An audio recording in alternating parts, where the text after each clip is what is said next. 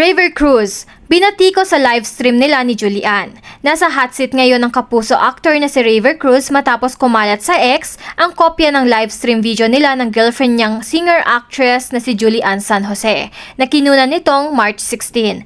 Marami kasi ang nawirdohan sa ikinilos ni Raver sa naturang live, bagay na hindi naman niya dating ginagawa. Mapapanood na habang seryosong nagpapaliwanag si Julian, si Raver naman ay malikot, galaw ng galaw na sobrang parang tuwang-tuwa kahit wala namang nakakatawa sa mga ipinapaliwanag ni Julian. Numbers. Okay na, love. Okay na, love. May isang pagkakataon pa na slightly binatukan ni Raver si Julian, kaya naman napahawi na lang ang aktres sa kanyang buhok at nakiusap kay Raver na tumigil na. Baby, stop na. Hiling ni Julian sa nobyo pero hindi pa rin tumigil si Raver. Tuwang-tuwa pa rin at sobrang hyper na na-distract tuloy si Julian at nawala sa flow sa kanyang sinasabi. Inaaral lang namin, tapos nag-distract na ako. Tapos, asan na ako, love? Samantala, sa isang pagkakataon naman, ay may fan na nagtanong kung paano nila pinaghandaan ang bawat live performance. Medyo kakaiba na naman ang sagot ni Raver. Yung paghahanda namin, nag-ano kami, parang sa rehearsal room, naghawak-hawak kami ng mga kamay, and then pumikit kami, and then niramdam namin yung bawat isa, and then yeah, let's do this, Brad. Dito na naalarma ang netizen ayon sa isang komento, may pa-drug test ba kayo? Sa GMA Network at All Out Sunday bago mag-prod o pumasok ang artist nyo, mukhang nakalusot ang lala ni Raver Cruz. Lasing ba siya? Tamang laugh trip at kitang sabog Apektado naman si Julian sa mga nabasa niyang harsh comments against Raver, kaya nakiusap na siya sa publiko. Minsan lang po ako sumagot sa mga ganito. Sobra ka na po, below the belt and harsh na po itong accusations. Please stop. Hindi nagtagal ay si Raver na mismo ang nagpost sa X para tugunan ang kontrobersya at sagutin ang mga akusasyon sa kanya.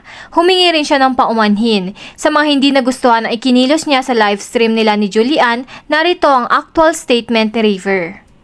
Sa mga na-offense sa kilos ko kanina sa live stream namin, sorry. But I was just being myself, playful and happy talaga ako. Lalo na when I'm with my love. She knows that, she knows me. I don't usually speak up, pero ibang usapan ng accusations. Unang, hindi ko sasaktan si Julie. My mom raised me right. Hinawakan ko yung buhok niya na lagi kong ginagawa sa iba pa naming videos pag magkasama kami.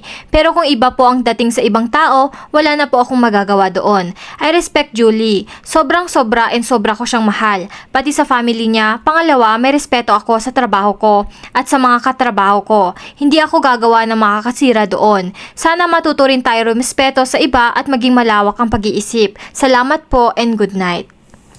Ayon kay Raver ay hyperactive siya bago sumalang sa live stream pagkatapos ng rehearsal para sa production number nila para sa All Out Sundays. Lahat naman na nakakilala sa akin, ganun talaga ako. Pero aaminin ko, and gusto ko na rin humingi ng pasensya sa mga medyo nainis kasi extra hyper talaga ako that day.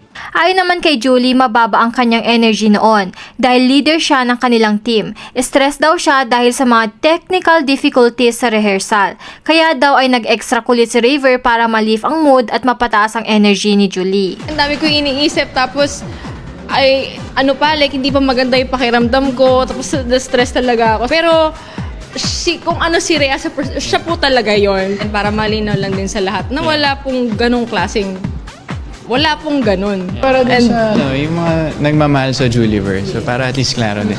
Narespeto ko rin naman yung mga kanya-kanya nilang opinion. Pero ayun, di naman natin maiwasan na talaga may mga tao na mabibilis talaga mag-judge. Diba? Anong masasabi nyo sa ikinilos ni Raver sa naturang live stream? Ay sa kanya, ganun daw talaga ang natural niya. Lalo na kapag kasama niya ang mahal niyang si Julian. Ayon naman sa netizens, weird si Raver dito at dapat ipates. Comment down your thoughts below. Don't forget to like and subscribe for more latest trending news from us, and thank you for watching!